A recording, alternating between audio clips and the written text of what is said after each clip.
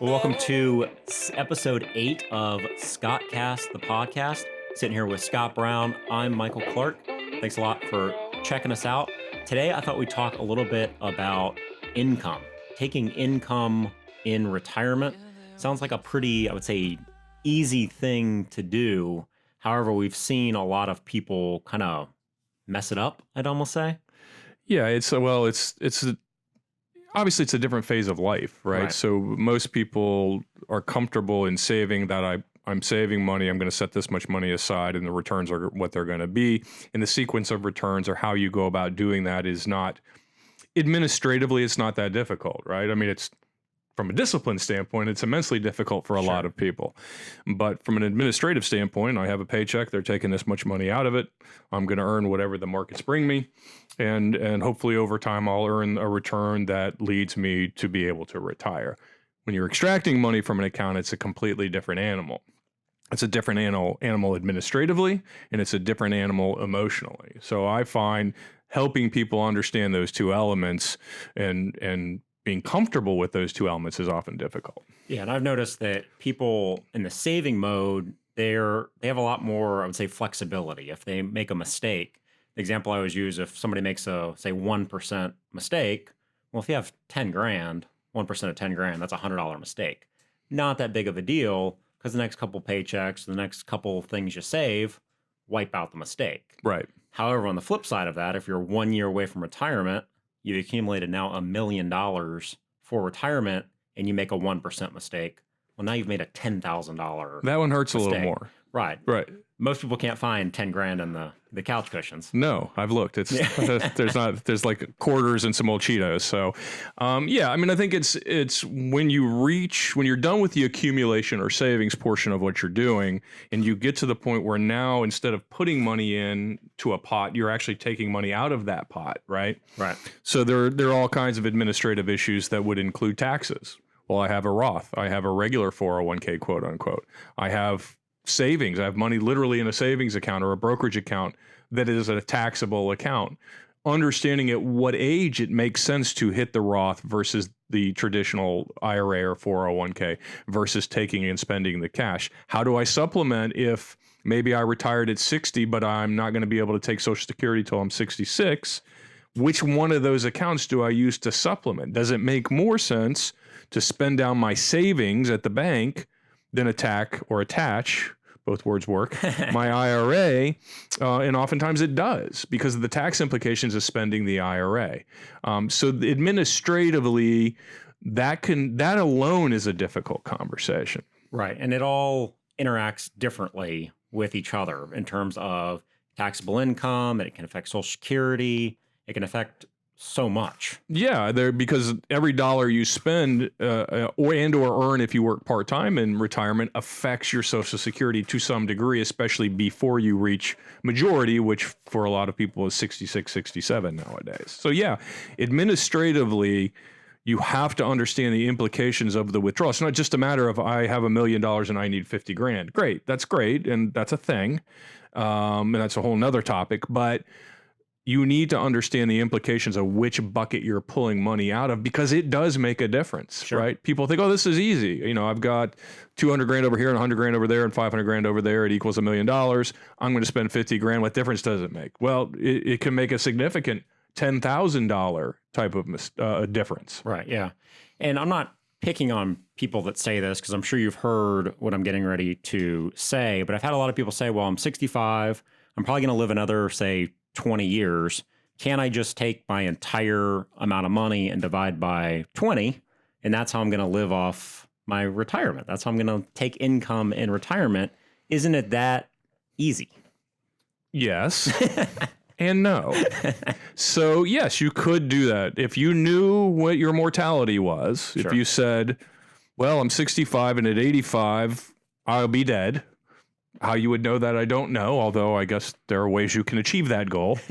But if you knew that for sure, certainly you could just take the amount of money and divide it by whatever the mortality years ahead of you are. Most of us don't know that. And I would argue, I have clients who for the last 30 years have been telling me they're going to be dead next year.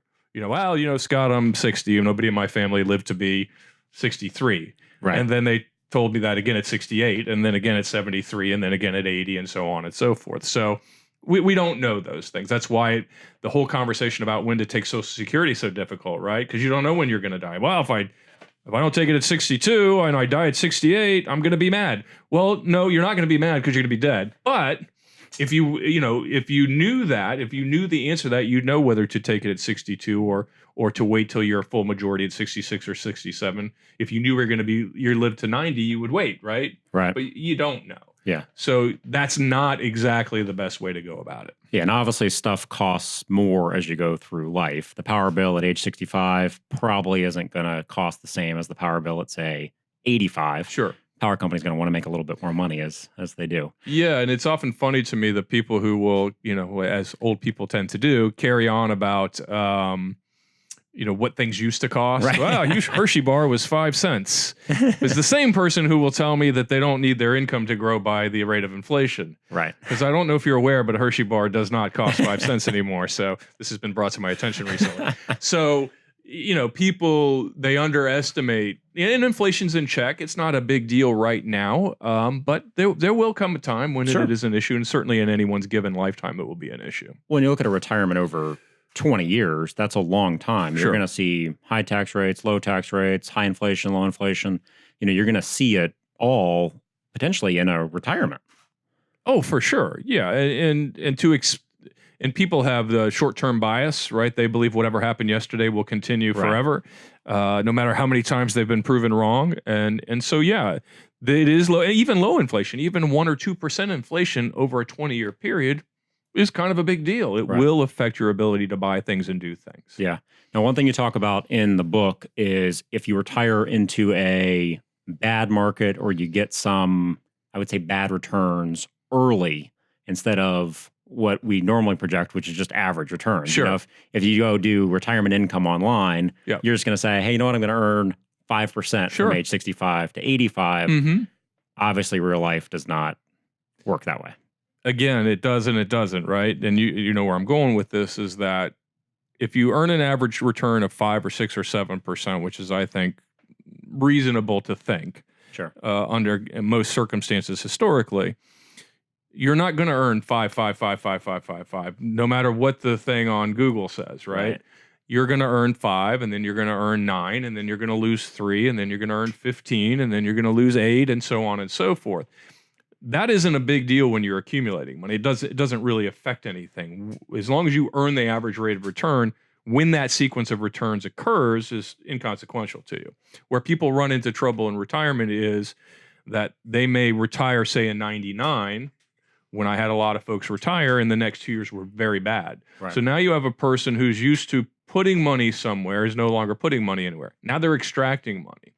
And they're extracting 5%, which we know historically works 95% of the time, 4% historically works most of the time, right? But they're reasonable and they want to take out 5%. They take out 5% of their $1 million, that's 50 grand. The next year their account's worth 900 grand. A, because they took out 50 grand, and B, because the market dropped, right? Right.